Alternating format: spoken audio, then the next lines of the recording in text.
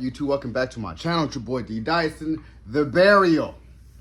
JamieFoxx, TommyLeeJones. I loved every minute of this movie.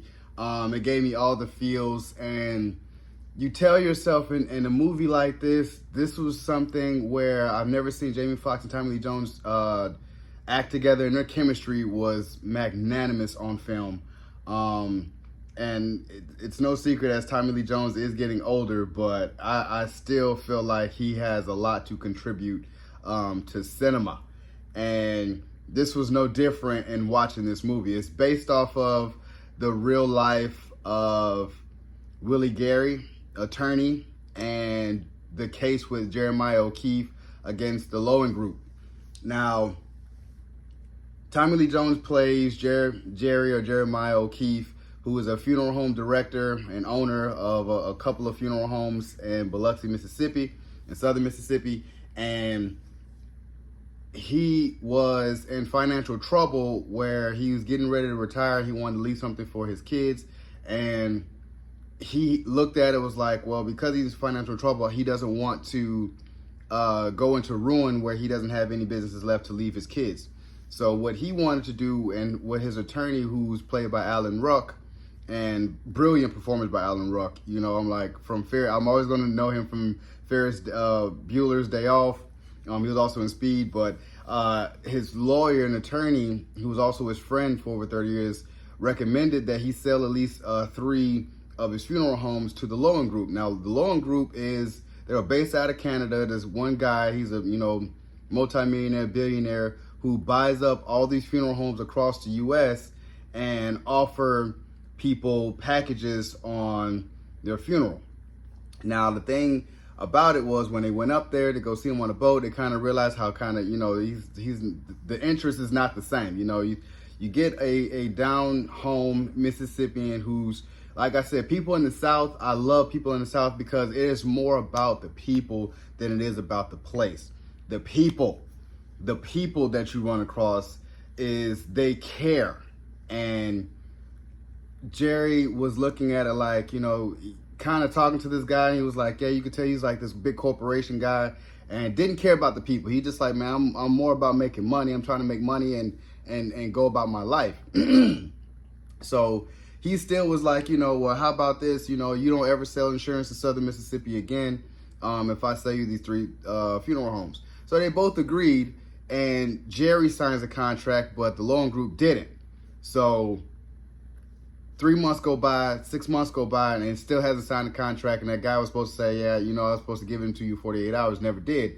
So he's like, you know what, I'm about to sue you. So he sues the guy, and with his attorney, Jerry hires this young black attorney, up and coming, just out of law. He's really, really good, and meets Hal. So Hal's kind of like,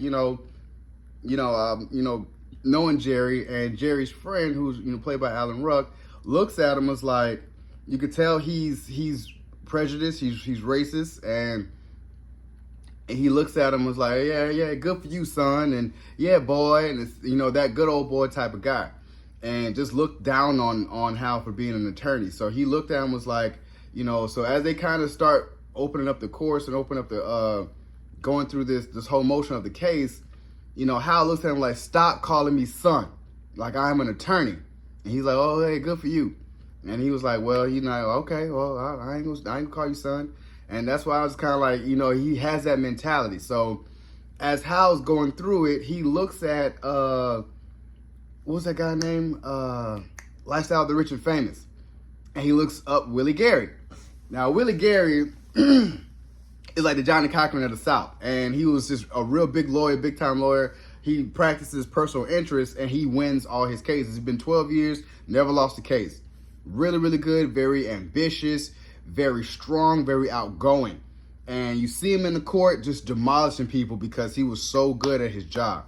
He brings out that emotion. He brings out the emotion out the juries, and he always wins the case. So he was like, Hal looked at that, was like, we need to hire this guy on our case. And when they go see him in Florida, you see how he's down there just killing it, win the case. And it was like, yeah, we want to hire you. He was kind of, they meet Willie Gary. Willie Gary is more of a rambunctious black man, you know, all black team with him. He's just like, man, we're like, what you need from Willie Gary? Come on, you know, talking to himself in third person. You know, this guy owns a 737 jet. You know, he's just big time. If he's winning these multi-million-dollar cases, you know, he's making millions of dollars. So he's like, man, what you need from me? And looking at him was like, this is a contract case, and we're basing this off of contracts, and I do personal interest. So he really takes the case because, you know, not really knowing about contracts, but he knew how to sway the jury because this jury is in a all-black, you know, mostly predominantly 75 or 90% African-American place. That's where they filed the lawsuit at. So they get a black judge, and that's why they needed Willie Gary. So the loan group kind of understood that, saw what was going on, was like, all right, well, we're going to find the baddest black lawyer around, and enters in Jurnee Smollett and played brilliantly. She is a phenomenal actress, kills it. She is called the Python in the office, graduated from Harvard, Mammy, and kills it. So them two going head to head in court, and like I said, it brings out all the feels because they're both trying to understand and preside over the jury. Like, this is what is going on. Now, in this case, you know, Jerry gets put on the stand, and Jurnee Smollett demolishes, kills him, and he is pissed, going about why he did the financial problems and kills him. So he takes Willie Gary off the court and puts up his best friend.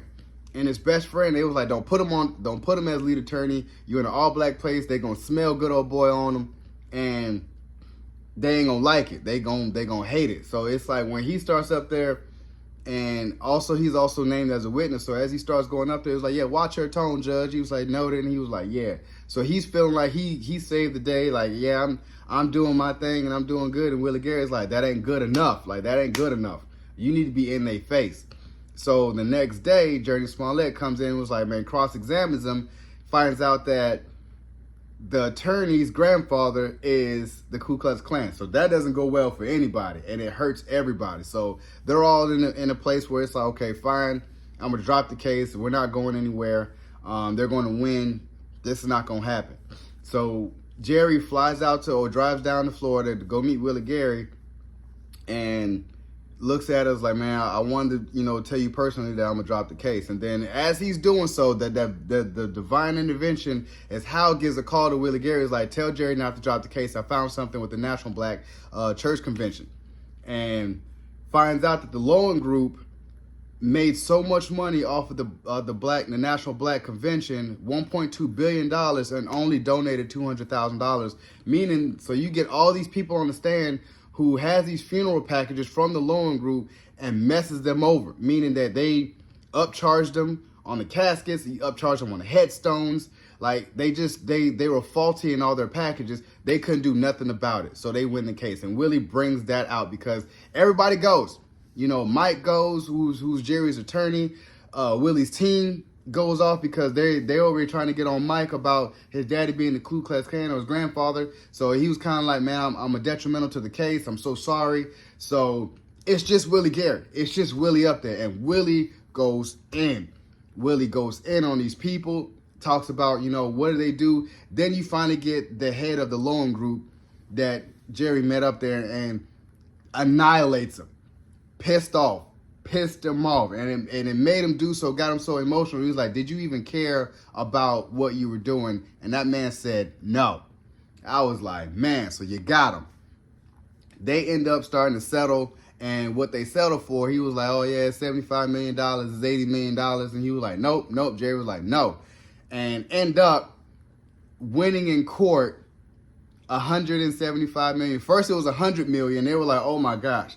Then it's like, for punitive damages, it was $400 million. So they got $500 million out of them. And I was like, oh my gosh, that's $500 million won. And of course, taking care of Jerry's generational wealth right there.